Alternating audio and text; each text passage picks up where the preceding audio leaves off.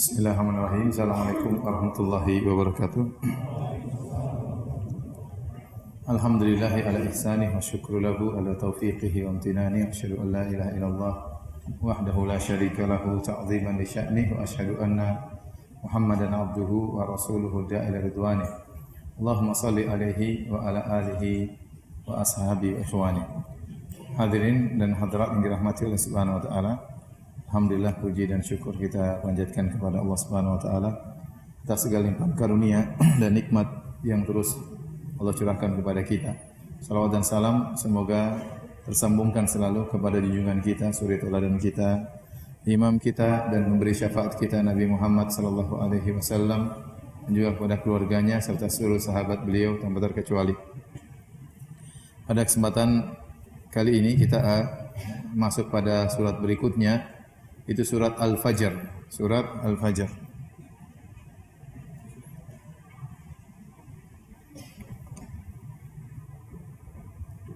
Surat Al-Fajr adalah surat Makkiyah. Bisa ditinjau dari isi surat tersebut karena di antara ciri-ciri surat Makkiyah itu sebelum Nabi berhijrah ke kota Madinah, topik biasanya surat Makkiyah adalah tentang masalah akidah, tentang hari kebangkitan, tentang hari kiamat, tentang penghuni neraka, penghuni surga. Karena yang dihadapi oleh Nabi adalah orang-orang Quraisy yang mereka mengingkari hari kebangkitan. Demikian juga topik surat-surat Makkiyah berputar masalah akidah. Kenapa? Karena untuk mengkokohkan akidah para sahabat. Karena mereka waktu di Mekah mereka disiksa, ditindas, sebagian mereka dibunuh. Oleh karenanya ayat-ayat yang turun di surat Makkiyah, surat-surat Makkiyah konsentrasinya kepada masalah akidah. Dan kaitan antara surat Al-Fajr dengan surat Al-Ghasyiyah, di surat Al-Ghasyiyah Allah berbicara tentang ancaman untuk orang kafir. Allah mengancam orang kafir dalam surat Al-Ghasyiyah. Adapun pada surat Al-Fajr Allah sebutkan contoh siksaan yang Allah berikan kepada orang-orang kafir, yaitu kepada kaum Ad, kaum Tsamud dan Fir'aun. Ayat ini dibuka dengan firman Allah wal fajr. Wal fajri dan itu namanya qasam, sumpah. Sumpah dalam bahasa Arab bisa dimulai dengan huruf waw, kemudian setelahnya katanya di kasrah. Wallahi, artinya demi Allah. Tapi kalau wallahu artinya dan Allah. Makanya tidak ada bahasa yang harokat merubah makna seperti bahasa Arab. Wallahi, demi Allah. Wallahu, dan Allah. Wal fajri artinya demi fajar. Demi fajar. Dan fajar di sini ada dua tafsiran di kalangan para ulama. Ada yang mengatakan bahwasanya fajar Allah bersumpah dengan al-fajr karena al-fajr, waktu fajar adalah waktu yang sangat penting. Pendapat kedua mengatakan Allah bersumpah dengan wal-fajr artinya wasolatil fajar, demi solat fajar. Karena solat fajar adalah solat yang sangat penting. Ini dua pendapat. Yang menyatakan bahwasanya al-fajr maksudnya wasolatil fajar karena solat fajar adalah solat yang banyak pahala diberikan oleh syariat kepada orang yang solat fajar. Jangankan solat fajar, bahkan 2 rakaat sebelum fajar pahalanya besar. Rakaatul fajri khairu minad dunya wa ma fiha. 2 rakaat sebelum solat subuh lebih baik daripada dunia dan seisinya. Apalagi solat fajarnya. Kemudian juga dalam hadis kata Nabi sallallahu alaihi wasallam, man shalla subha fahuwa fi dhimmatillah. Barang siapa yang salat subuh maka dia berada dalam lindungan Allah Subhanahu wa taala.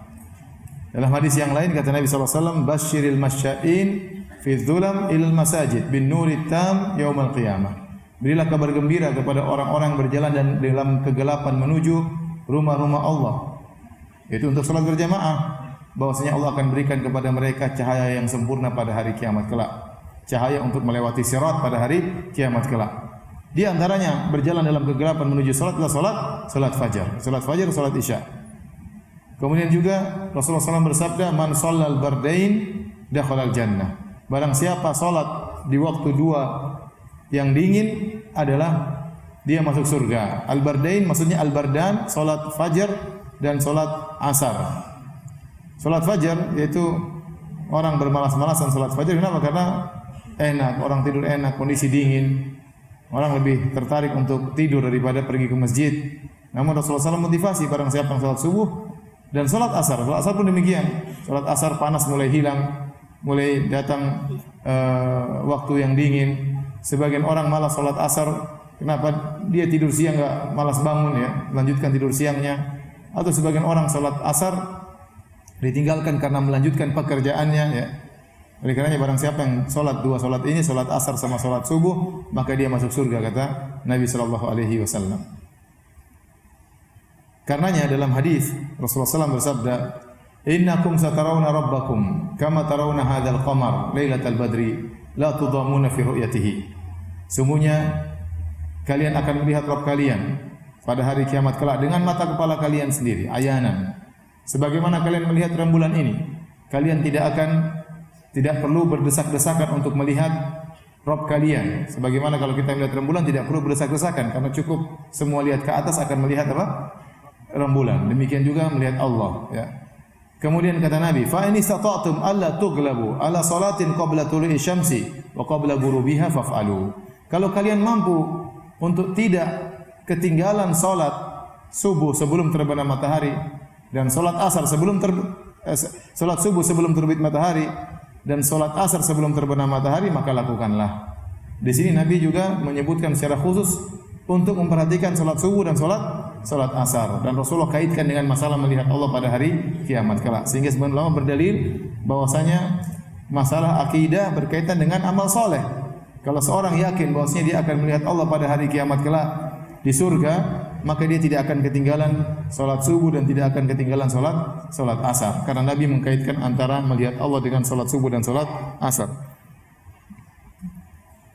Sebagian yang lain, tadi kita sebutkan pendapat pertama yang mengatakan bahwasanya Allah bersumpah wal fajri, demi waktu fajar, bukan demi salat fajar, bukan demi salat subuh. Ya, tadi pendapat yang kita sebutkan tadi demi salat subuh dengan alasan-alasannya. Pendapat yang lain mengatakan wal fajar, Allah bersumpah dengan waktu fajarnya. Kenapa? Karena Allah ingin menjelaskan bahwasanya hanya Allah yang mengatur alam semesta ini. Sebagaimana tadinya gelap tersebut hilang datang fajar, maka mudah bagi Allah Subhanahu wa taala. Tadinya orang sudah meninggal dunia, Allah akan bangkitkan. Allah yang mendatangkan cahaya, Allah yang menghilangkan cahaya. Maka mudah, Allah yang mematikan, Allah yang menghidupkan. Kenapa? Karena fokus pembicaraan kepada orang-orang musyrikin yang mereka menolak hari kebangkitan. Seakan-akan Allah berkata, lihatlah fajar muncul setelah tadinya gelap gulita. Ya, Allah yang mendatangkan cahaya, sebagaimana Allah yang menghilangkan cahaya, maka demikian pula manusia. Allah yang memberikan ruh kepada mereka. Allah yang mencabut ruh dari mereka. Dan Allah akan mengembalikan ruh di hari kiamat dengan mudah di yaumil akhir. Kemudian juga al-fajr yang adalah awal dari kegiatan. Kenapa waktu fajar adalah waktu yang penting? Karena itu adalah awal dari kegiatan seorang. Seorang di malam hari tidur, di waktu fajar dia mulai kegiatannya. Maka itu waktu yang sangat penting dalam syariat. Kemudian Al-Fajr juga dibangun di atasnya hukum syar'i. Seperti awal puasa diketahui dengan kapan mulai orang dengan waktu fajar. Kapan orang mulai waktu salat subuh dimulai dengan terbitnya apa? Fajar. Yang ini menunjukkan bahwasanya Allah bersumpah memang dengan berkaitan dengan waktu fajar. Dan saya sudah sampaikan berulang-ulang bahwasanya dalam Al-Qur'an banyak sekali Allah bersumpah dengan waktu, ya. Bersumpah dengan wal fajri demi subuh, wal duha demi duha, wan nahari demi siang, wal laili demi malam, ya. Walayalin ashar demi 10 malam bulan terakhir bulan Ramadan atau demi 10 hari awal bulan Zulhijjah, wal asr demi masa, ya. Jadi banyak Allah bersumpah dengan waktu yang menunjukkan akan agungnya waktu dalam Islam. Oleh karena waktu itu sangat berharga dalam Islam, ya. Kalau orang mengatakan waktu adalah emas, maka dalam Islam waktu agla minadz dzahab, waktu lebih berharga daripada emas. Kalau emas pergi hilang kita masih bisa cari lagi, tapi waktu kalau sudah pergi dari kita tidak akan bisa kembali lagi. Waktu kalau sudah pergi dari kita tidak akan kembali lagi. Allah bersumpah dengan waktu-waktu tersebut agar orang benar-benar memanfaatkan waktu tersebut untuk beramal saleh. Makanya dalam Al-Qur'an Allah berfirman, "Wa huwal ladzi ja'ala al-laila wan-nahara khilfatan liman arada ay yadhakkara aw arada syukura." Dan dialah Allah Subhanahu wa taala yang menjadikan malam dan siang silih berganti. Untuk apa? Liman arada ay yadhakkar, bagi orang yang hendak mengingat Allah, mengambil pelajaran, aw arada syukura, atau untuk bersyukur kepada Allah Subhanahu wa taala. Maka saya ingatkan kepada diri saya dan juga para hadirin hadirat, manfaatkan waktu dengan sebaik-baiknya. Waktu adalah nikmat yang kita akan diminta pertanggungjawaban atas nikmat tersebut. Bagaimana bukan nikmat? Kata Nabi SAW, nikmatani maqbulun fihima katsirun minan nas. Dua kenikmatan yang banyak orang terpedaya. Terpedaya tidak dimanfaatkan baik-baik. As-sihhatu wal faragh. Kesehatan dan waktu luang. Kata Nabi SAW, iktanim khamsan qabla khamsin. Manfaatkan 5 perkara sebelum datang 5 perkara yang lain. Di antaranya faragaka qabla syughlik. Manfaatkanlah waktu luangmu sebelum datang waktu sibukmu. Bukankah Nabi SAW mengatakan, lan tazula qadama abdin hatta yus'ala an arba. Sungguhnya 2 kaki seorang hamba tidak akan bergeser pada hari kiamat sampai ditanya tentang 4 perkara. Di antaranya an umrihi fima afna, tentang umurnya kemana dia habiskan. Dan umur kita itulah waktu kita. Sebagaimana perkataan Hasan al-Basri, ya bani Adam, inna ayyam. Wahai anak Adam, sungguhnya engkau adalah kumpulan dari hari-hari. Fa idza dhahabatil ayyam, kalau hari-hari sudah pergi, dhahaba ba'duk. Maka wa idza dhahaba ba'dul ayyam dhahaba ba'duk. Kalau sebagian hari telah pergi sebagian dirimu, karena telah pergi sebagian umurmu. Wa idza dhahaba ba'duk yushiku an yadhhab kulluk. Kalau sebagian dirimu telah pergi, maka dikhawatirkan engkau akan pergi seluruhnya. Jadi waktu itu sangat berharga dalam Islam, dan dia adalah nikmat yang akan kita dimintai pertanggungjawaban. Saya tidak bosan-bosannya mengingatkan, kita sekarang berada di zaman waktu terbuang-buang, di zaman medsos, di zaman internet, di zaman berita, di zaman geliatnya politik. Hati-hati, betapa banyak waktu akhirnya terbuang. Kita mengikuti berita yang tidak ada habis-habisnya. Terkadang kita mengikuti perjalanan berita, perdebatan, bersambung, berminggu-minggu, berbulan-bulan, yang ujungnya kita pun tidak tahu apa hasilnya. Mungkin kita tidak ikut berita itu semua, nanti datang satu orang cerita apa yang terjadi selama berbulan-bulan ini. Kesimpulannya dia mungkin sampaikan 5 menit. Sementara kita berbulan-bulan ikuti, ternyata tidak ada manfaatnya buat kita. Oleh karenanya, kita di zaman sekarang banyak informasi, apa saja kita bisa ketahui. Tapi kebanyakan informasi tersebut tidak bermanfaat bagi kita. Tidak menjadikan kita sebagai seorang yang pakar, hanyalah wacana yang masuk yang tidak membentuk pola pikir tertentu, tidak membentuk keilmuan tertentu, tidak. Oleh karenanya waktu kita akhirnya banyak terbuang. Banyak sekali terbuang. Kalau di Arab Saudi, saya dulu waktu zaman kuliah belum ada medsos ya. Di jalan-jalan kita lihat tulisan uzkurullah, kita bersafar lihat ingatlah Allah. Astaghfirullah, la haula wala quwata illa billah. Sehingga kalau kita bersafar kita tertarik untuk berzikir. Kita lagi nunggu di lift ada tulisan imla ya daqaiqa bil istighfar ya. Penuhilah detik-detikmu dengan menit-menitmu dengan istighfar. Orang sambil menunggu beristighfar. Sekarang enggak ada, orang nunggu pegang HP, sudah. Bukan cuma antum, saya juga ya. Sudah HP, tergantung apa yang dia baca manfaat atau tidak. Waktu benar-benar habis. Oleh karenanya kalau kita lihat, tatkala Allah bersumpah dengan waktu, kebanyakannya dikaitkan dengan ibadah. Tadi saya katakan wal fajri. Sebagian ulama menafsirkan maksudnya wasolatil fajri. Demi salat fajar. Kenapa di waktu fajar itu ada ibadah yang luar biasa, yaitu salat subuh. Waktu Allah bersumpah wadduha, demi waktu duha. Sebagian ulama menafsirkan kenapa Allah bersumpah dengan waktu duha, karena di situ ada orang-orang salat duha. Waktu Allah bersumpah wal asri, demi masa. Sebagian orang menafsirkan maksudnya demi asar. Kenapa demi asar? Karena itu ada salat asar, salat yang sangat diagungkan oleh Allah Subhanahu wa taala. Tatkala Allah bersumpah walayalin ashar, demi 10 malam. Maksudnya apa? 10 malam terakhir di bulan Ramadan, agar orang semangat beribadah di malam-malam tersebut sehingga Allah agungkan malam-malam tersebut. Atau maksudnya 10 hari pertama di bulan Dzulhijjah, dan ibadah di 10 hari pertama bulan Dzulhijjah juga ibadahnya sangat agung.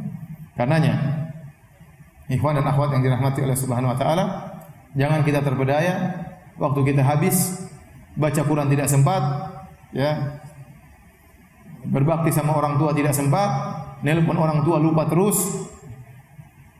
Sementara kita sibuk baca Facebook, baca Twitter, baca Instagram, ya. Berjam-jam kita lihat, entah yang kita lihat halal atau yang haram kita tidak tahu, ya. Oleh karenanya waktu kita bukan cuma terbuang pada perkara yang sia-sia, terkadang terbuang pada perkara-perkara yang haram. Waliyadzubillah. Oleh karenanya ingat, dalam Islam waktu itu sangat berharga dan waktu adalah nikmat yang kita akan diminta pertanggungjawaban oleh Allah Subhanahu wa taala. Baik. Ayat pertama wal fajri, demi fajar. Ayat yang kedua kata Allah Subhanahu wa taala walayalin ashar, demi 10 malam-malam yang 10. Di sini ada dua tafsiran walayalin ashar.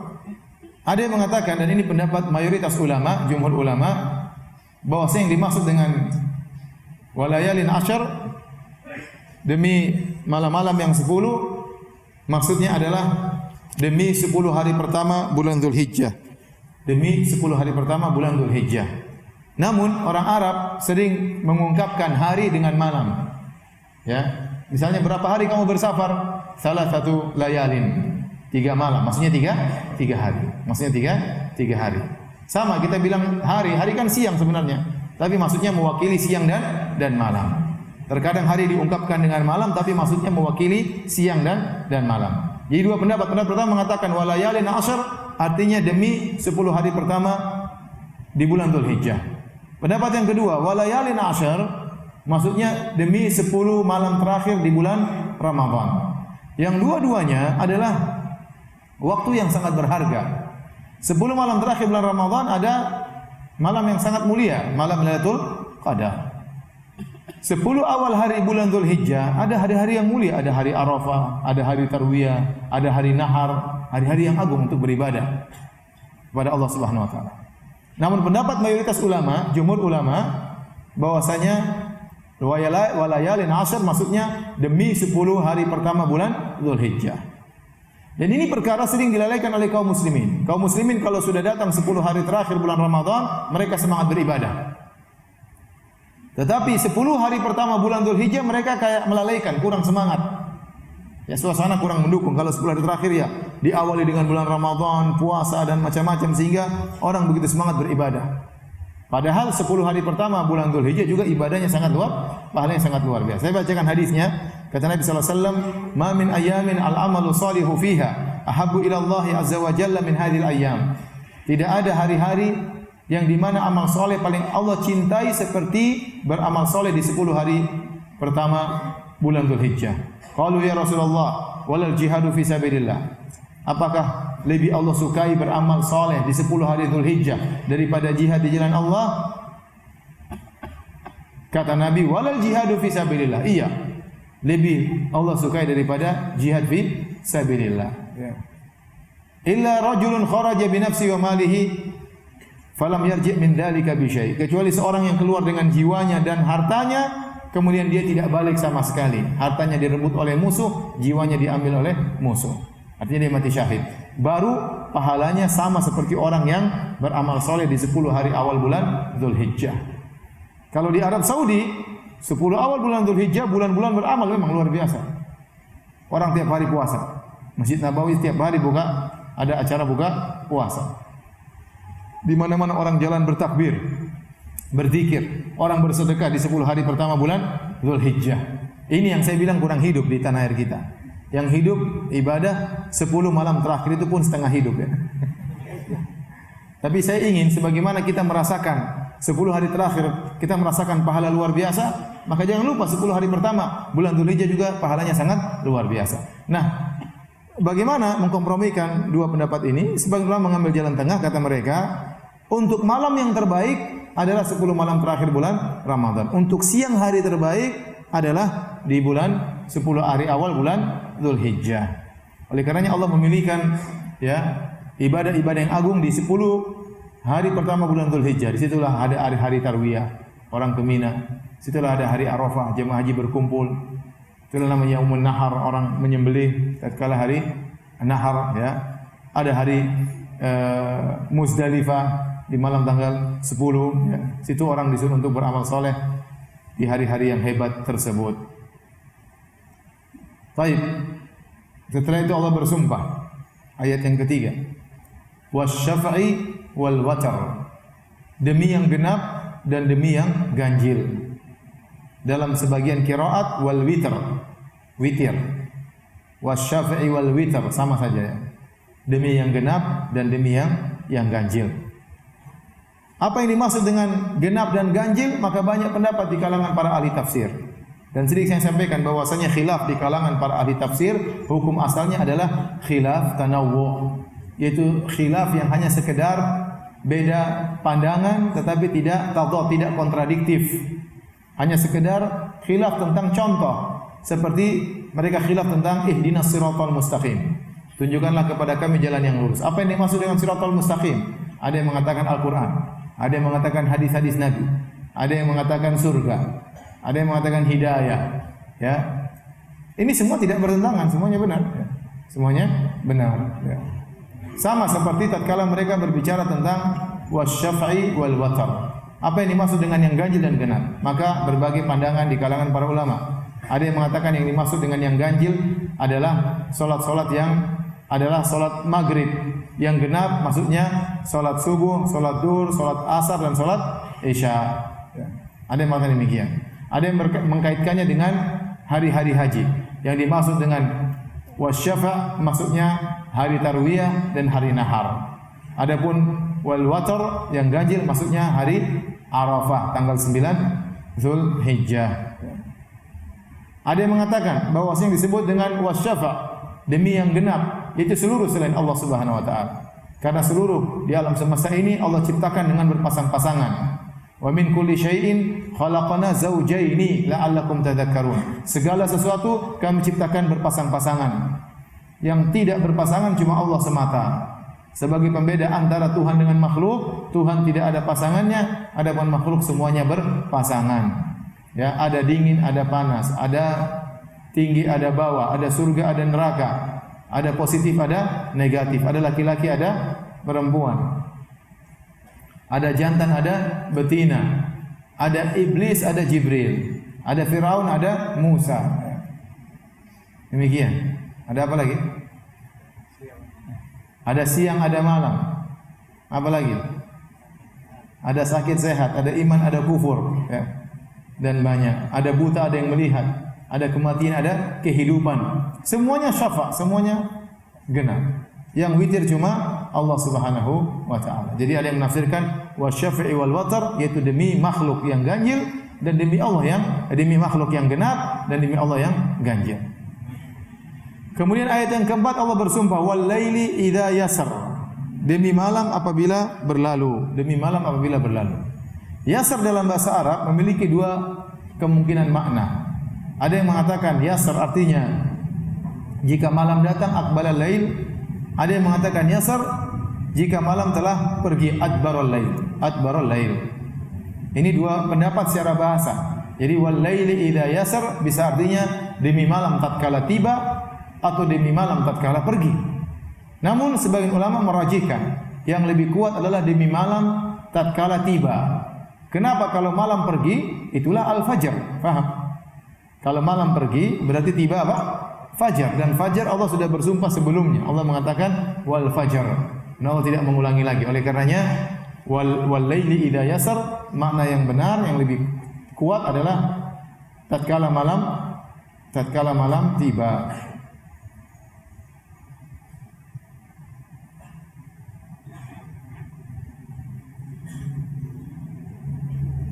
Ada yang mengatakan wal laili idza yasar maksudnya malam Muzdalifah. Karena sebagian ulama menafsirkan seluruh ayat ini berkaitan dengan haji, ya. Berkaitan dengan haji. Taib, kata Allah Subhanahu wa taala, hal fi dzalika qasamun lidhi hijar. Adakah pada yang demikian itu terdapat sumpah yang dapat diterima bagi orang-orang yang berakal? Hijar artinya akal. Jadi sumpah ini harusnya bisa diterima oleh orang-orang yang berakal. Allah bersumpah dengan yang Allah kehendaki, dengan waktu yang Allah kehendaki, ya, untuk mengingatkan kepada kaum musyrikin bahwasanya bahwasanya akan ada hari kiamat, bahwasanya akan ada hari kebangkitan. Maka ini semuanya harusnya bisa ditangkap oleh orang yang berakal. Dhi hijr artinya di akal. Atau ada yang mengatakan maksudnya Allah bersumpah dengan ini semua, wal fajr wal layalin 'ashr wasyaf'i wal watr wal laili idza yasr, 5 perkara. Seakan-akan Allah berkata, sungguhnya kalian orang-orang musyrikin akan diazab. Karena maksud saya, Allah bersumpah untuk menekankan sesuatu. Sesuatu yang hendak Allah tekankan itu Allah tidak sebutkan. Karena sudah diketahui orang musyrikin, mereka pakar bahasa Arab, mereka ngerti. Tatkala Allah turunkan ayat yang isinya sumpah-sumpah ini, tujuannya apa? Untuk menekankan apa? Tidak disebutkan dalam surat Al-Fajr, tapi dipahami oleh orang musyrikin.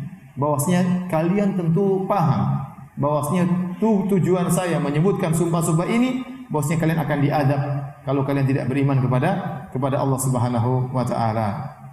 Oleh karenanya setelah itu, ya, Allah menyebutkan contoh kaum-kaum yang Allah siksa mereka karena mereka membangkang kepada Allah Subhanahu wa taala. Dalam surat Al-Fajr Allah sebutkan 3 kaum. Pertama kaum 'Ad, kedua kaum Samud, ketiga kaum Fir'aun.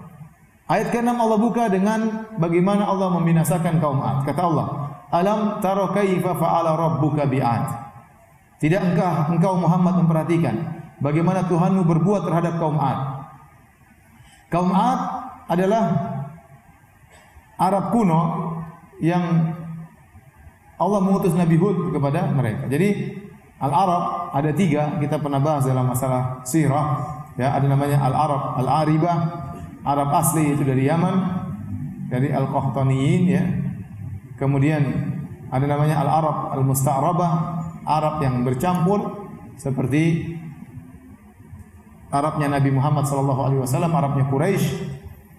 Yang ketiga namanya Al-Arab Al-Ba'idah, Arab yang sudah punah. Arab yang sudah punah tersebut maksudnya adalah kaum 'Ad dan kaum Samud. Sudah punah karena sudah tidak bisa ditelusuri lagi nasabnya. Susah, tidak bisa ditelusuri lagi nasabnya. Mereka pernah hidup, namun hilang kabilah-kabilah mereka entah kemana. Ya. Adapun Arab Yaman sampai sekarang orang masih tahu silsilahnya. Ya. Orang masih tahu silsilahnya. Dan mereka kaum 'Ad ini termasuk Al-Arab Al-Ba'idah, Arab yang sudah punah. Allah utus Nabi Hud kepada mereka karena mereka melakukan kesyirikan. Wa ila adin akhahum huda qala ya qaumi ibudullaha ma lakum min ilahin ghairuh. Kepada kaum 'Ad kami utus saudara mereka yang bernama Nabi Hud. Ya, dia menyuruh kaumnya, wahai kaumku, sembahlah Allah saja, tidak ada sesembahan bagi kalian selain Allah Subhanahu wa taala. Dan kaum 'Ad Allah berikan keistimewaan di antaranya tubuh mereka yang kuat. Allah berfirman, "Wadhkuru idh ja'alakum khulafa'a min ba'di qaumi Nuhin wa zadakum fil khalqi bastah." Kata Allah, ingatlah wahai kaum 'Ad, tatkala Allah menjadikan kalian penguasa di atas muka bumi, pengganti kaum Nabi Nuh. Wa zadakum fil khalqi bastah, dan Allah menjadikan kalian lebih hebat daripada nenek moyang kalian, yaitu kalian memiliki tubuh yang kuat. Jadi kaum 'Ad ini keturunan kaum Nabi Nuh. Bahkan kaum 'Ad disebutkan oleh ahli sejarah keturunan Nabi Nuh alaihissalam. Tetapi Nabi Nuh memiliki umur yang panjang, tetapi tubuhnya biasa. Adapun kaum 'Ad Allah beri kelebihan, wa zadakum fil khalqi bastah, tubuh mereka kuat. Oleh karenanya para ahli tafsir khilaf berapa tingginya kaum 'Ad. Ada yang mengatakan tingginya 150 meter, 300 hasta. Ini masjid enggak cukup berarti kalau salah. Ada yang mengatakan tingginya 60 hasta, sekitar 30 meter. Dan berbagai macam pendapat di kalangan ahli tafsir. Namun itu semua dibantah oleh Ibnu Katsir. Kata Ibnu Katsir, manusia tertinggi hanya tingginya 60 hasta, yaitu 30 meter, itu Nabi Adam alaihissalam. Karena Nabi sallallahu alaihi wasallam pernah bersabda, "Khalaqallahu Adam wa tuluhu sittuna dzira'an." Allah menciptakan Adam dan tingginya adalah 60 hasta, yaitu sekitar 30 meter. Kemudian kata Nabi SAW, "Falam yazalil khalqu yanqusu hatal an." Setelah itu manusia memendek ya sampai sekarang. Jadi kata Ibnu Katsir, orang paling tinggi Nabi Adam ya tingginya 30 meter. Adapun kaum 'Ad mungkin tubuhnya besar, tapi tidak akan sampai lebih dari 30 meter. Setelah itu kata Allah, ya, sampai ahli tafsir sebutkan bagaimana kuatnya kaum 'Ad. Kalau mereka lagi ngamuk, kaum Ad satu orang lagi ngamuk sama kaum yang lain, mungkin ingin menyerang kampung lain, maka kirim satu orang aja ke kampung tersebut. Dia angkat batu besar, tinggal lempar ke satu kampung, tewas semuanya. Saking apa? Kuatnya. Itu Israiliyat, tapi kita nggak tahu benar atau tidak. Tapi intinya tubuh mereka kuat. Dan Allah sebut dalam Al-Quran. Kata Allah, Irama Dzatil Imad, yaitu penduduk Iram yang mempunyai bangunan-bangunan yang tinggi. Iram ini ada dua pendapat di kalangan ahli tafsir. Ada yang mengatakan Iram adalah nenek moyangnya Ad. Ad bin Awad bin Iram bin Sam bin Nuh. Jadi Ad bin Awad bin Iram, jadi kakeknya namanya Iram, bin Sam bin Nuh, keturunan Nabi Nuh alaihissalam. Sebenarnya mengatakan Iram adalah nama kota. Iram adalah nama kota. Irama artinya kota Iram yang pernah ditinggali oleh kaum Ad, Dzatil Imad, yang kota tersebut memiliki bangunan yang tinggi. Imad artinya tiang-tiang yang tinggi. Sehingga sebagian dalam buku-buku tafsir menyebutkan kota Iram inilah kota yang paling indah. Makanya setelah itu Allah berfirman, ya, allati lam yukhlaq mithluha fil bilad, yang tidak pernah diciptakan seperti itu di atas muka bumi sebelumnya, tidak ada. Sehingga mereka mengatakan Iram adalah nama kota yang tinggi, ya, yang luar biasa. Sampai disebut dalam sebagian cerita ada seorang pernah tersesat, kemudian dia melihat sebuah pemandangan yang luar biasa. Ada kota yang sangat luar biasa, bangunan sangat tinggi, sampai jembatannya terbuat dari emas, rumah-rumah terbuat dari emas. Ternyata itu adalah kotanya kaum Ad. Namun ini semua dibantah oleh Ibnu Katsir. Kata Ibnu Katsir, yang dimaksud dengan Iram bukan nama kota. Yang dimaksud dengan Iram adalah kakeknya siapa? Kakeknya Ad. Kakeknya Ad. Ad bin Awad bin Iram. Ya. Iram Dzatil Imad maksudnya mereka memang memiliki tempat tinggal yang tinggi, Ya, ada yang mengatakan mereka tinggal di padang pasir dengan kemah-kemah. Ya, namun ini tidak benar, karena kalau mereka tinggal di kemah-kemah, waktu Allah kirimkan azab, ya, kata Allah, fa asbahu la yura illa masakinuhum. Jadilah mereka hilang seluruhnya, tidak ada yang kelihatan kecuali tempat tinggal mereka. Jadi waktu Allah kirimkan angin, mereka semua binasa, tapi tempat tinggal mereka tidak rusak, menunjukkan bahwasanya tempat tinggal mereka memang apa? Kokoh. Tapi sekarang sudah tidak ditemukan bekasnya di mana. Ya, karena Ad ini tinggal di tempat namanya Al-Ahqaf. Al-Ahqaf itu letaknya antara negeri Oman dengan Hadramaut Yaman. Yang sekarang isinya padang pasir. Tidak ada yang pernah menemukan di mana kotanya kaum Ad. Adapun penelitian tidak bisa dibuktikan. Yang jelas sudah tertutup dengan pasir, tidak tahu di mana posisi kaum Ad, tapi disebutkan mereka tinggal di Al-Ahqaf, yaitu di daerah antara Oman dengan Hadramaut. Baik, hadirin dan hadirat yang dirahmati Allah Subhanahu wa taala, secara singkat kaum Ad ini artinya sombong dengan kekuatan mereka. Mereka berkata, man asyaddu minna quwwah. Siapa yang lebih kuat dari kita? Kita ini paling kuat. Kata Allah, awalam yarau annallaha alladzi khalaqahum huwa asyaddu minhum quwwah. Tidakkah mereka tahu bahwasanya Allah yang menciptakan mereka lebih kuat daripada mereka? Ternyata begitu sombongnya, ya, Allah binasakan mereka dengan mudah. Hanya Allah kirim apa? Angin. Allah kirimkan angin. Sakharaha alaihim sab'a layalin wa thamaniyata ayamin husuma. Allah datangkan angin, kemudian angin mengangkat mereka. Kemudian mereka diombang-ambingkan di udara, ya. 7 malam 8 hari. 7 malam 8 siang diombang-ambingkan. Kemudian setelah diombang-ambingkan begitu kuat, ya dengan angin yang sor-sor, yaitu angin yang sangat memekakkan telinga mereka dan sangat dingin. Allah tidak kirim angin panas kepada mereka. Kalau Allah kirim angin panas, mereka langsung meleleh tubuh mereka. Tapi Allah kirim angin yang sangat dingin, yang sangat menyakitkan mereka. Angin dingin tersebut masuk dalam tulang mereka, kemudian diputar oleh Allah dengan suara yang sangat mengerikan. Saking begitu kuat putaran kencang angin tersebut, sampai perut mereka robek, keluarlah usus mereka di udara tersebut. Ya, sampai akhirnya setelah 8 hari Allah putar mereka pun jatuh ka'annahum a'jazu nakhlin munqair. Mereka seperti batang korma yang dalamnya kosong. Munqair itu batang korma yang dalam sudah kosong. Kenapa? Karena isi perut mereka sudah keluar semua, sudah terkuras. Yang ada tinggal kulit, tulang, kemudian jatuh. Ya, ada yang mengatakan jatuh kepala yang sudah lepas, seperti pohon korma yang tidak ada daunnya. Seperti pohon korma yang sudah tidak ada kormanya, tidak ada daunnya. Demikian kaum Ad. Waktu jatuh ke bumi, kepalanya sudah enggak ada. Saking kuatnya angin membawa mereka, lepaslah kepala mereka. Hadirin dan hadirat yang Allah Subhanahu wa taala. Bayangkan anginnya kuat sekali ya. Padahal mereka kuat-kuat, ngangkat batu kuat ya. Mungkin ngangkat gunung juga kuat. Tapi diangkat sama angin enggak bisa berbuat apa-apa. Allah tidak kirim besi untuk habisi mereka, enggak perlu besi. Enggak perlu batu untuk hancurkan mereka, cukup angin. Angin, bayangkan angin apa yang sekuat itu? Saya belum pernah lihat angin nerbangkan kucing, belum pernah saya lihat. Ya. Kalau mungkin di luar negeri ada angin topan ya mungkin, tapi kalau lihat kenyataan ada kucing kemudian terbang di udara, saya nggak pernah lihat.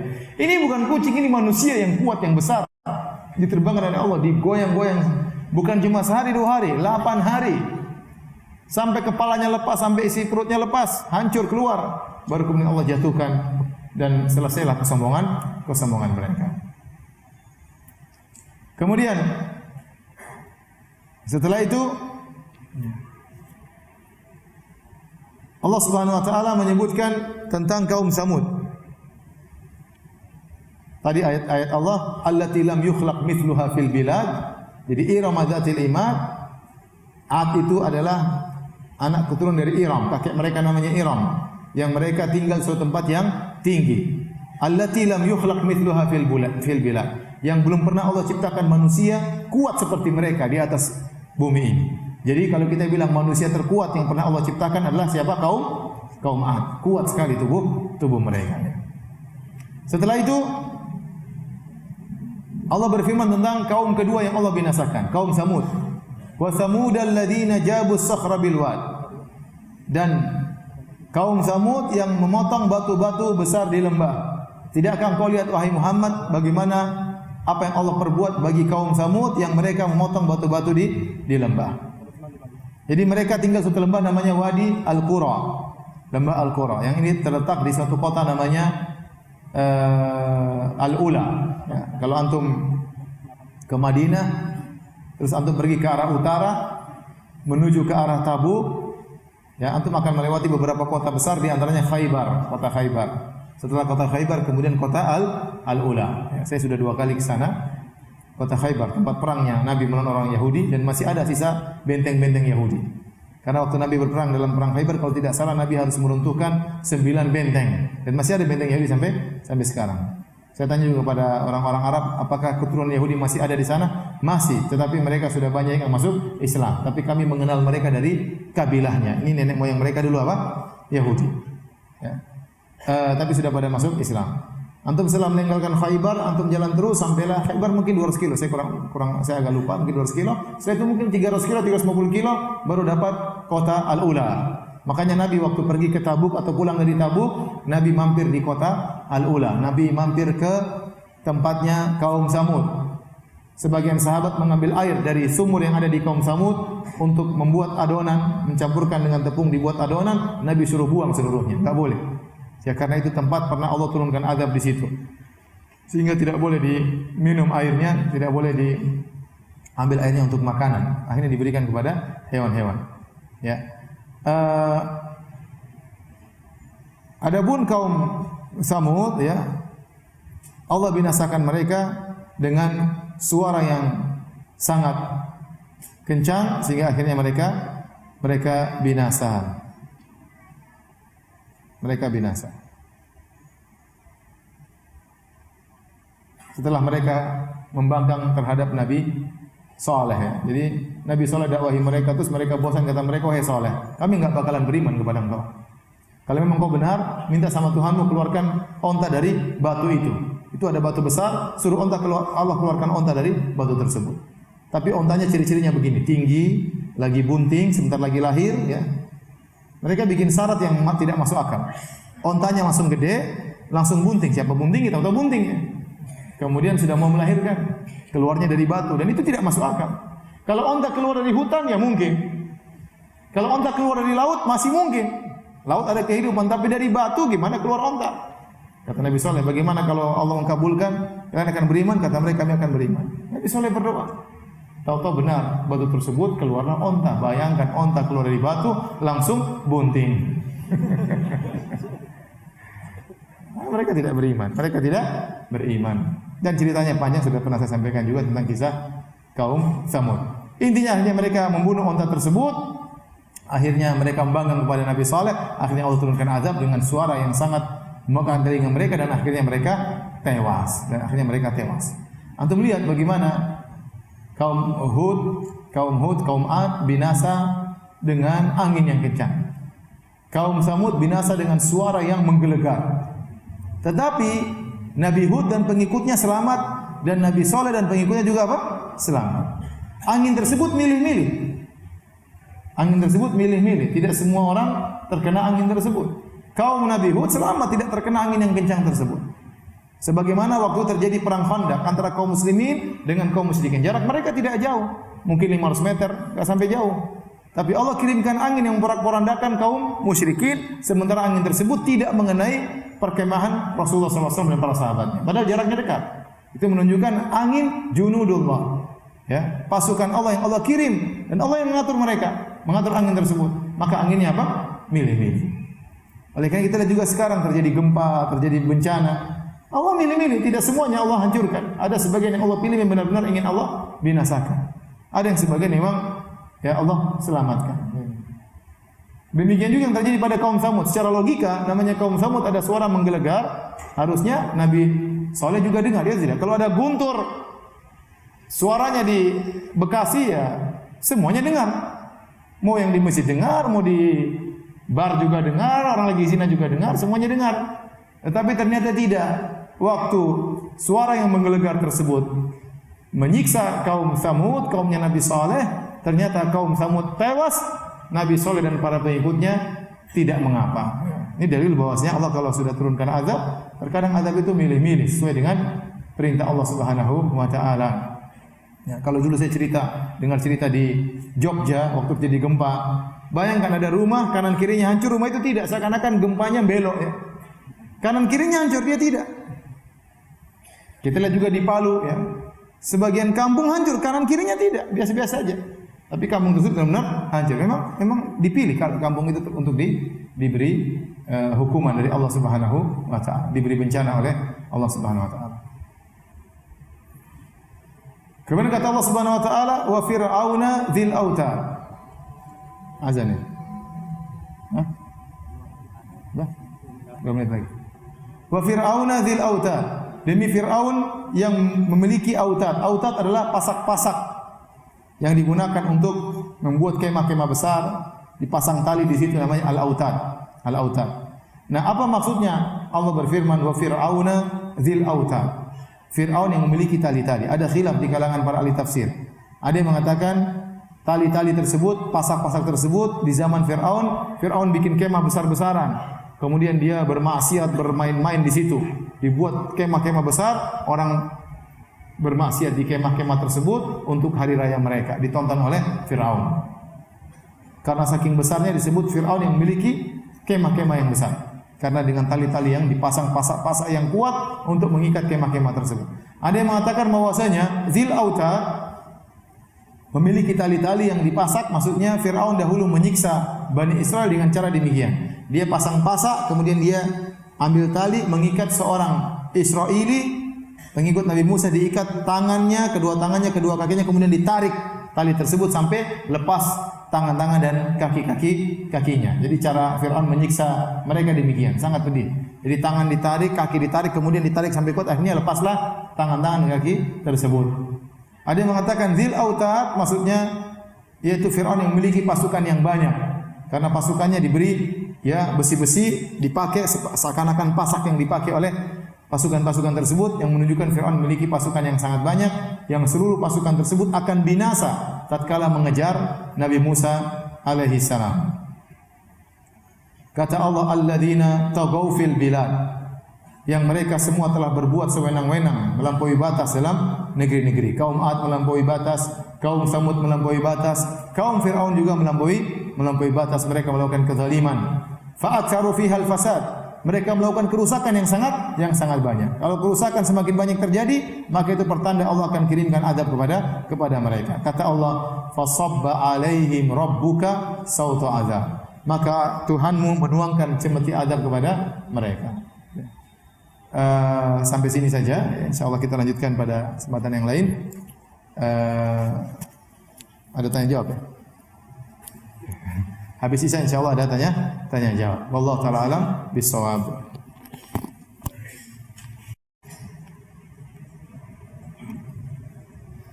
Bismillahirrahmanirrahim. Assalamualaikum warahmatullahi wabarakatuh. Alhamdulillah, wassalatu wassalamu ala Rasulillah wa ala alihi wa sahbihi wa mawala. Pertanyaan pertama, Ustadz, kalau pakai jas hujan isbal apa hukumnya? Tidak mengapa kalau ada keperluan untuk isbal. Tidak mengapa, contoh seorang bekerja di tempat yang harus tertutup mata kakinya, ya, kalau tidak menimbulkan kemudaratan maka tidak mengapa, karena itu keluar dari hukum asal, karena ada keperluan. Contoh seorang berjalan di hutan, bisa jadi kalau dia tidak memakai kain yang sampai menutup kakinya bisa terkena sesuatu atau ular, binatang berbisa atau yang lain, maka tidak mengapa ya. Contoh seorang kedinginan waktu tidur, terpaksa dia julurkan celananya supaya tertutup kakinya, tidak mengapa, karena itu ada keperluan ya. Kalau ada keperluan tidak ada masalah. Di antara jas hujan kalau ternyata isbal karena memang diperlukan ya, maka tidak mengapa isbal tersebut. Apakah yang dimaksud dengan kata kami yang ada dalam Al-Quran seperti surat Al-Baqarah 155? Jadi saya sudah sampaikan berulang-ulang masalah ini. Kata kami, Allah sering menggunakan kata kami, maka kami dalam bahasa Arab bisa dimaknakan dua, bisa berarti makna pengagungan kami, ya, meskipun satu, ya, dan bisa jadi maksudnya adalah kami adalah Allah maksudkan adalah para malaikat, ya. Yang jelas kita tahu bahwasanya Allah Maha Esa. Terlalu banyak ayat yang menjelaskan Allah Maha Esa. Qul huwallahu ahad, Allah Maha Esa. Seandainya ketika Allah mengatakan kami, maksudnya Allah berbilang, tentu akan dijadikan bahan ejekan oleh musyrikin Arab seperti Abu Jahal, Abu Lahab dan yang lainnya. Mereka akan mengejek Nabi Muhammad. Muhammad, kata engkau bahwasanya Tuhanmu satu. Kenapa dalam Al-Quran banyak sekali kami-kami? Tetapi ternyata Abu Jahal, Abu Lahab tidak pernah mengejek Nabi dari sisi ini. Kenapa? Karena mereka pakar bahasa Arab. Mereka tahu kalimat kata kami itu tidak melazimkan, tidak berarti harus banyak. Tidak berarti harus apa? Banyak. Kami bisa berarti satu, seperti saya mengatakan kami yang begini, maksudnya pengagungan, ya, maksudnya apa? Pengagungan. Sebagaimana saya bilang anta dengan antum. Antum bisa jadi antum cuma satu orang, tapi saya bilang apa? Antum dalam bentuk apa? Pengagungan. Ini bahasa Arab bisa digunakan bahasa seperti ini menyebutkan jamak dalam rangka untuk pengagungan. Yang kedua bisa jadi firman Allah mengatakan inna kami, artinya Allah menyebutkan malaikat. Seperti firman Allah Subhanahu wa taala, fa idza qara'nal qur'ana fattabi' qur'ana. Kalau kami bacakan Al-Qur'an maka ikutilah. Maksudnya kami sih adalah malaikat Jibril. Karena Allah tidak membacakan Al-Quran langsung kepada Nabi, tetapi yang baca Al-Quran siapa? Malaikat Jibril, ya. Malaikat Jibril. Kemudian Nabi disuruh mengikuti bacaan malaikat Jibril, ya. Dan ini sama seperti tatkala seorang bupati mengatakan kami yang bangun masjid ini. Dan bukan yang dia bangun, tapi dia bangun masjidnya. Masjid ini dibangun atas perintahnya. Yang bangun ya tukang yang bangun, ya. Maka waktu Allah mengatakan fa idza qara'nahu, tatkala kami baca Al-Qur'an, maka ikutilah. Yang baca malaikat Jibril, namun Allah mengatakan kami karena malaikat Jibril itu atas perintah siapa? Allah Subhanahu wa taala. Jadi kami tidak berarti harus jumlahnya banyak, ya. Dan bisa jadi kami maksudnya perwakilan para malaikat. Contoh seperti firman Allah Subhanahu wa taala, wa nahnu aqrabu ilaihi min hablil warid.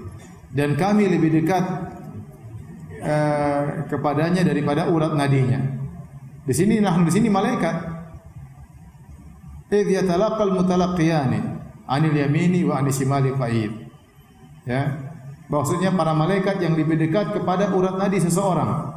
Namun Allah menggunakan kata kami karena para malaikat tersebut atas perintah siapa? Allah Subhanahu wa taala. Paham ya? Apakah perkembangan teknologi zaman sekarang masih kalah hebat dengan kaum Ad? Enggak ya. Jadi kaum Ad itu memang hebat ya. Tetapi yang Allah mengatakan allati lam yukhlaq mithluha fil bilad, maksudnya Allah tidak pernah menciptakan manusia yang kuat seperti kaum Ad. Bukan, tadi saya sudah jelaskan pendapat Ibnu Katsir. Sebagian orang berpendapat bahwasanya kaum Ad tinggal di suatu kota namanya Iram, yang kota tersebut sangat luar biasa. Jembatannya terbuat dari emas, bukan dari semen.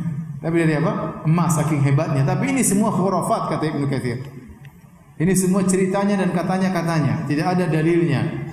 Karena yang dimaksud oleh Allah dengan Iram itu bukan nama kota. Iram itu adalah nama kakeknya Ad. Ad bin Awad bin Iram bin Sam bin Nuh. Sehingga yang dimaksud oleh Allah yang Allah tidak pernah ciptakan seperti mereka, maksudnya tidak pernah Allah ciptakan manusia kuat seperti kaum Ad. Bukan Allah tidak pernah menciptakan kota yang lebih hebat seperti kotanya kaum Ad. Itu tafsiran yang keliru, dijelaskan oleh Ibnu Katsir rahimahullahu taala. Jadi yang hebat itu maksudnya kaum Ad-nya yang apa? Yang begitu kuat. Makanya mereka mengatakan dengan sombongnya man asyaddu minna quwwah. Siapa yang lebih kuat daripada kami? Mereka tidak mengatakan siapa yang lebih canggih teknologinya daripada kami. Tidak, mereka berbicara tentang kekuatan mereka. Jadi yang benar apakah teknologi sekarang kalah dengan kaum Ad? Ya jelas teknologi sekarang lebih apa? Lebih canggih daripada kaum Ad.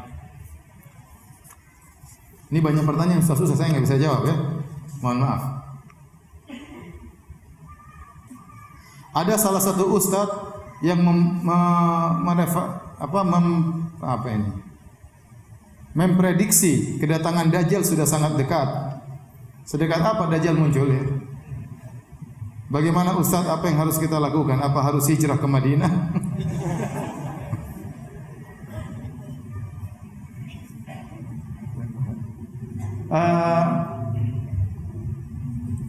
Sebagian ustaz ya, terlalu berdalam-dalam masalah tanda-tanda hari kiamat, sehingga akhirnya memprediksi berlebih-lebihan.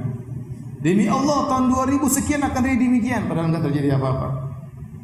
Lihatlah bahwasanya demi Allah danau Tigris sudah surut, padahal sebagian ustaz ke sana masih banyak airnya. Jadi maksa-maksakan seakan-akan hari kiamat sebentar lagi. Ya. Bahkan sudah menentukan manusia tidak akan hidup lebih dari sekian puluh tahun lagi. Sudah menentukan kapan hari kiamat. Sampai dibuat hitung-hitungan sampai berarti umur dunia tinggal sekian. Jadi ini bahaya tatkala seorang memaksakan suatu hadis untuk diterapkan kepada zaman sekarang. Ini berbahaya. Dan sudah terjadi orang-orang yang menyimpang sebelum ini. Bahwasanya Imam Mahdi sudah muncul. Seperti itu. Imam Mahdi sudah muncul. Sampai waktu ISIS keluar dengan panji-panji berwarna hitam bertulis la ilaha illallah, itu Imam Mahdi. Karena bendera Imam Mahdi panji-panji bertuliskan la ilaha illallah. Padahal ISIS ya. Apakah setiap ada tanda yang sama dengan Imam Mahdi kemudian dikatakan pengikut Imam Mahdi? Ini tidak berarti terlalu maksa-maksakan. Sebelumnya saya pernah dengar juga waktu Raja Abdullah meninggal, mereka bawakan hadis akan ada 3 anak khalifah yang bertengkar untuk memperebutkan kekuasaan. Itulah nanti kalau Raja Abdullah meninggal akan terjadi pangeran ribut-ribut. Ternyata tidak ada apa-apa, ganti Raja Salman, enggak ada ribut. Nah sekarang mereka lagi, nanti kalau Salman meninggal akan ada 3 pangeran ya. Itulah situ saatlah muncul Imam Mahdi tatkala terjadi 3 anak khalifah yang bertengkar ya. Seperti itu sebelumnya juga Raja Fahad juga dikatakan demikian. Terus-terusan seperti itu. Sampai kapan begitu? Sampai ada sebagian dai yang ceramah di luar negeri. Saya juga ke sana. Mereka cerita, Ustaz itu ceramah sampai-sampai seakan-akan sebentar lagi mau kiamat. Kata dia, belilah kuda karena sebentar lagi akan habis minyak bumi, kemudian akan turun meteor dan macam-macam. Sudah enggak akan ada manfaat mobil, udah beli kuda. Ada yang sebagian beli kuda. Ya akhi, subhanallah. Kita khawatir kapan hari kiamat. Kita khawatir hari kebangkitan, tapi jangan berlebihan seperti itu. Sampai disebut oleh sebagian ulama ada orang yang saking ketakutan Dia mau bangun rumah nggak jadi. Oh, disebut, ngapain bangun rumah sebentar lagi hari kiamat? Ada yang mau poligami nggak jadi, ngapain poligami sebentar lagi hari kiamat? Jadi maksud saya orang takut dengan hari kiamat itu harus takut hari kebangkitan. Tapi dengan memprediksikan seperti itu sampai nekat, sampai pasti. Apa bedanya dengan dukun? Dan ternyata salah prediksi. Dajjal sudah muncul. Muncul di mana? Itu ada anak di Israel, matanya cuma satu. Ya itu anak cacat ente bilang Dajjal, kasihan. Itu kasihan cacat. Mana ada Dajjal sejak lahir matanya cuma satu? Belum tahu. Matanya dua. Dajjal itu matanya dua. Cuma satunya cacat, satunya enggak beres. Bukan matanya satu di tengah sini. Ya. Ada yang lebih parah. Donald Trump itu Dajjal katanya. Oh, Dajjal kayak gitu, semua orang bisa bunuh kalau begitu. Ya, Dajjal itu hebat. Bukan kayak Donald Trump ya. Donald Trump dibilang Dajjal, merendahkan derajat Dajjal itu. Orang macam-macam. Udah ente bertakwa kepada Allah. Jangan maksa-maksakan tiba hari kiamat. Kita ini pasti ingin beribadah, tidak mau hari kiamat. Imam Mahdi sudah muncul lah, apa sudah muncul lah, Nabi Isa sudah turun lah. Saya udah ketemu berapa orang yang ngaku Imam Mahdi, banyak. Pernah saya naik kapal dari Papua ke Surabaya kalau nggak salah. Terus saya ceramah, kata ABK-nya, Ustaz sudah tidur di kelas di ekonomi. Ustaz tidur di kelas saja. Oh enggak boleh, ini kan punya negara. Enggak apa-apa Ustaz, kemarin juga ada Imam Mahdi kita taruh di kelas. Imam Mahdi naik kapal ekonomi. Jadi, ya subhanallah, maksa-maksa Dajjal sudah muncul, sebentar lagi sudah muncul ya. Ya, Dajjal mungkin sudah ada, mungkin akan muncul, tapi buat apa isu seperti itu? Dajjal akan muncul kalau Dajjal sudah tidak disebut di podium-podium lagi. Sudah dilupakan, baru Dajjal akan apa? Keluar. Sekarang orang masih ceramah bilang-bilang Dajjal. Ustaz sunnah masih ceramah masih tentang apa? Dajjal. Dajjal itu muncul kalau sudah dilupakan dari mimbar-mimbar. Ustaz, bolehkah salat duha dibagi menjadi dua waktu? Menjadi dua waktu. Misal jam 7 pagi 2 rakaat, jam 10 2 rakaat. Boleh-boleh aja enggak apa-apa. Bebas, nanti mau salat itu waktu bebas untuk salat. Dari waktu syuruk sampai 7 menit sebelum adzan zuhur. Itu waktu mau salat terserah. Dan itu semua termasuk duha. Itu termasuk waktu duha. Cuma duha yang paling sempurna adalah sekitar jam 10-an. 10 setengah 11 itu duha yang paling sempurna, yang paling diharapkan salat di waktu itu. Tapi waktu syuruk tidak termasuk duha. 15 menit setelah matahari terbit itulah waktu duha, sampai sekitar 7 menit, 10 menit sebelum azan zuhur. Itulah waktu duha. Apakah dibolehkan wudu di kamar mandi yang ada WC-nya? Enggak ada masalah. Ini sering ditanyakan, bolehkah wudu di kamar mandi? Kita tanya sama antum. Bolehkah mandi di kamar mandi? Bolehkah mandi junub di kamar mandi? Jangan mandi junub di kamar tidur. Bolehkah mandi junub di kamar mandi? Jelas boleh. Nah, mandi junub itu bertohara atau bukan? Bertohara, mandi junub itu bersuci. Sama wudu juga bersuci, maka tidak mengapa bersuci di kamar mandi, enggak ada masalah. Nah, mau bilang bismillah di luar sebelum masuk, bismillah masuk baru kemudian berwudu.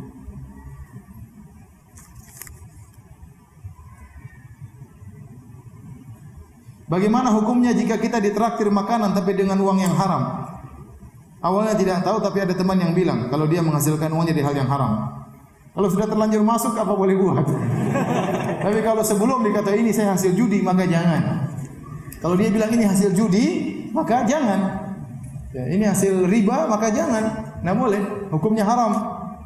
Jadi hukumnya begini, kesimpulannya Ibnu Rajab dalam Jami'ul Mahlikam mengenai orang yang punya penghasilan bercampur. Kalau orang tersebut punya penghasilan cuma dari hasil yang haram, maka haram kita menerima pemberian dari orang tersebut. Dia tidak punya pekerjaan kecuali yang haram, kecuali riba, kecuali judi, kecuali merampok, kecuali jual morfin dan yang lainnya. Maka ini tidak boleh kita makan dari pemberiannya. Tidak boleh. Tapi kalau uang hasilnya ternyata bercampur, dia praktek riba tapi dia juga punya toko yang halal, maka seperti ini kita boleh menerima pemberian dan tidak perlu kita perinci. Ini kamu traktir uang yang mana? Tidak perlu. kita makan aja nggak ada masalah, nggak perlu kita perinci. Tapi kalau dia perinci, dia bilang ini uang dari hasil haram, maka antum jangan. Kita tidak suruh dia perinci, tapi kalau dia bilang, ini uang kemarin saya hasil nipu orang, ya antum jangan makan. Ya, jangan. Di antara kawan-kawan saya, di antara ustaz-ustaz, ada yang ketat dalam masalah ini. Dalam masalah ini. Saya tidak ingin sebut namanya, tapi di antara kawan-kawan kita ada yang seperti itu. Teman saya jemput dia, kemudian makan pagi. Ditanya, Fulan, ini uang haram atau uang halal? Kamu traktir saya. Kenapa Ustaz? Ya, saya tanya, ini uang halal atau uang haram? Halal Ustaz. Dia tidak mau ada sesuatu yang masuk dalam dirinya, Bang. Yang diragukan ya. Itu wara namanya. Terus dia bilang, saya cuma bercanda. Tapi dia serius karena itu dilakukan bukan cuma sama teman saya aja. Teman-teman yang lain juga. Waktu dia aja, sudah, saya yang bayar aja. Kenapa Ustaz? Sudah, saya yang bayar aja. Dia nggak mau dibayarin sama kawan yang kerjanya masih diragukan. Itu hak dia. Tetapi hukumnya sebenarnya kalau hasilnya masih bercampur, seorang boleh menerima tanpa harus bertanya. Tapi kalau dia mau warok, saya tidak mau, itu hak dia. Saya tidak mau masukkan sesuatu yang saya ragukan dalam mulut saya. Terserah.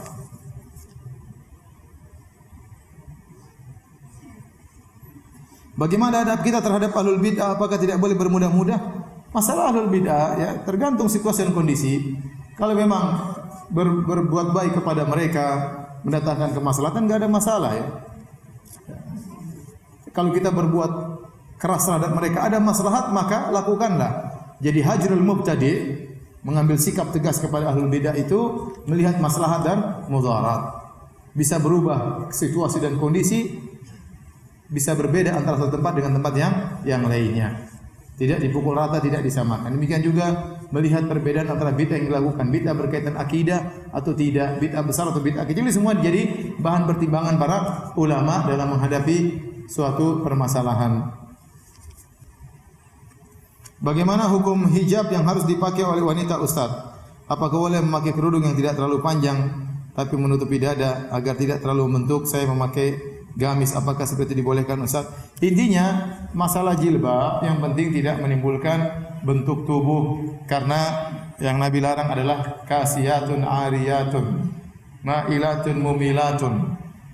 Kata Nabi ada wanita-wanita yang diazab di neraka jahanam yang mereka kasiyat ariyat, berpakaian tapi telanjang. Apa maksudnya berpakaian tapi telanjang? Bisa jadi pakaiannya terlalu kecil, pakaian anak-anak dipakai sama dia, akhirnya enggak cukup. Kelihatanlah pahanya, kelihatan ininya, ya. Itu namanya berpakaian tapi telanjang. Pakaiannya ada, tetapi banyak bagian tubuhnya yang terbuka. Ya. Ada juga tafsiran kasiyatun ariyat, berpakaian tapi tembus pandang. Ya. Dia berpakaian tapi kelihatan kulitnya dari luar, sama dengan berpakaian tapi telanjang. Ada tafsiran berpakaian tapi telanjang, artinya berpakaian tapi ketat, menunjukkan bentuk-bentuk tubuhnya. Gunung-gunung dan bukit-bukit kelihatan. Ini tidak diperbolehkan. Ini sama dengan berpakaian tapi telanjang. Maka seorang kalau pakai jilbab, misalnya jilbabnya tidak sampai di bawah, tapi di bawahnya gombrang, enggak ada masalah. Yang penting dia berusaha menutup pakai baju yang gombrang. Tapi kalau pakai baju yang ternyata sempit, ketat, membentuk anggota tubuh, maka ini tidak boleh. Ini tidak boleh kalau dilihat oleh para lelaki, karena itu berpakaian tapi telanjang. Wallahu a'lam bishawab. Demikian saja kajian kita pada kesempatan kali ini. Mohon maaf banyak pertanyaan yang bisa saya jawab. Kurang lebihnya saya mohon maaf. Subhanakallah bihamdik asyhadu an la ilaha illa anta astaghfiruka wa atubu ilaik. Assalamualaikum warahmatullahi wabarakatuh.